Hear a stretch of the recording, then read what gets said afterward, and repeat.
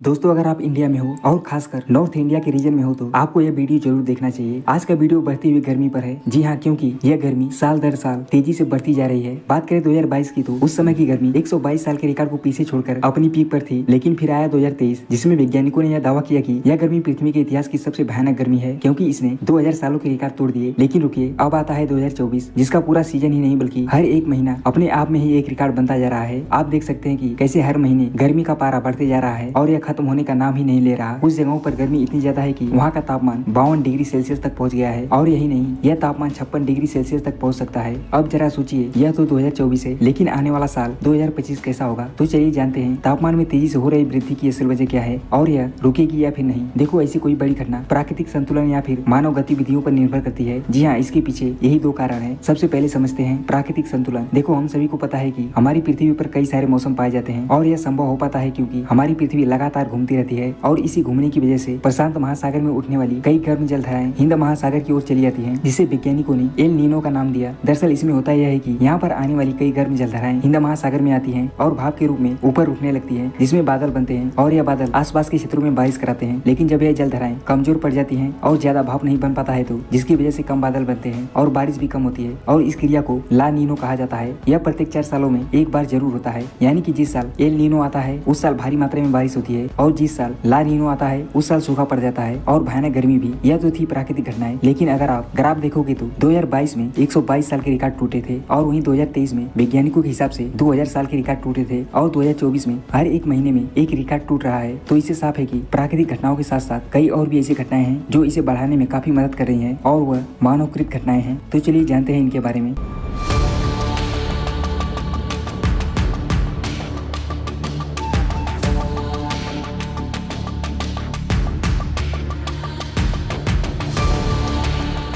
Number 1, शहरों का निर्माण। स्मार्ट सिटी के तहत आज हम सीमेंटों के जंगल बिछाते जा रहे हैं। जहाँ पर कल कभी जंगल या फिर खेत हुआ करते थे, आज उन जगहों पर हम स्मार्ट सिटी के रूप में सीमेंट के जंगल के रूप में बदलते जा रहे हैं और अपनी सुविधा के लिए इन चौड़े चौड़े हाईवे का भी निर्माण करते जा रहे हैं, जिससे फर्क साफ है। अगर आप देखोगे कि जहाँ पर पेड़ ज्यादा है वहाँ का एवरेज तापमान इन शहरों के मुकाबले 5 से 6 डिग्री सेल्सियस तक कम है। ऐसा इसलिए क्योंकि बिल्डिंग में इस्तेमाल किए गए कांच, उसमें इस्तेमाल किए गए कंक्रीट, सड़कों पर इस्तेमाल किए गए कंक्रीट, यह सभी हीट को अपने अंदर एब्जॉर्ब कर लेते हैं और हीट को बाहर नहीं निकलने देते, जिसकी वजह से इन जगहों का तापमान 5 से 6 डिग्री सेल्सियस तक ज्यादा रहता है। दूसरा सबसे बड़ा कारण गाड़ियों की संख्या में काफी तेजी से वृद्धि। जी हाँ, अगर आप अपने आसपास देखोगे तो आपको एक जाल नजर आएगा जो कि इन गाड़ियों का होगा। इन गाड़ियों से निकलने वाले हानिकारक धुएं मौसम पर सीधा असर डालते हैं। यह हानिकारक गैसें वायुमंडल में जमा होती हैं, जो हमारे पर्यावरण के लिए काफी हानिकारक है और यह बढ़ते हुए तापमान की मुख्य वजहों में सबसे ऊपर है। इनसे निकलने वाली कार्बन गैस लगातार ओजोन परत को क्षति पहुंचा रही है, जिससे सूर्य से निकलने वाली हानिकारक किरणें पृथ्वी तक सीधा पहुंच पाती है और पिछले 50 सालों में इसमें काफी तेजी से वृद्धि हुई है। आप देखोगे कि 50 साल पहले रोड पर कितनी गाड़ियां थी और आज के समय में रोडों पर उसके मुकाबले कितनी ज्यादा गाड़ियां हैं और इससे निकलने वाले हानिकारक धुएं हमारे पर्यावरण को कितना नुकसान पहुंचाते हैं। और यही कारण है कि हमारे यहाँ का तापमान 50 डिग्री सेल्सियस तक पहुँच गया है और आने वाले समय में यह तापमान और भी बढ़ेगा, क्योंकि यह अंत नहीं, अभी तो शुरुआत है।